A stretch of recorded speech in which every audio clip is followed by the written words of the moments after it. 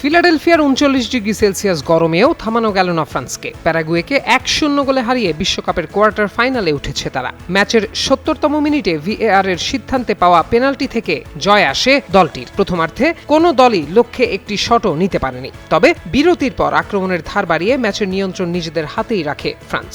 শেষ দিকে প্যারাগুয়ে সমতায় ফেরার চেষ্টা করলেও ৯০তম মিনিটে গোলরক্ষক মাইক মেনিয়ার দুর্দান্ত এক সেভ ফ্রান্সকে স্বস্তি এনে দেয়। যোগ করার সময়ে এমবাপে আরও দুটি সুযোগ পেলেও সেগুলো রুখে দেন প্যারাগুয়ের গোলরক্ষক অরল্যান্ডো গিল। মজুক বিরাট কারবার, জিতে নাও ফ্যামিলি কার, স্পোর্টস বাইক ছাড়াও লক্ষ লক্ষ নিশ্চিত গিফট। এদিকে চলতি বিশ্বকাপে এটি এমবাপ্পের ৭ম এবং বিশ্বকাপে তার মোট ১৯তম গোল। এবার শেষ ৮-এ ফ্রান্সের প্রতিপক্ষ মরক্কো। ৪ বছর আগে বিশ্বকাপের সেমিফাইনালেও এই দুই দলের দেখা হয়েছিল।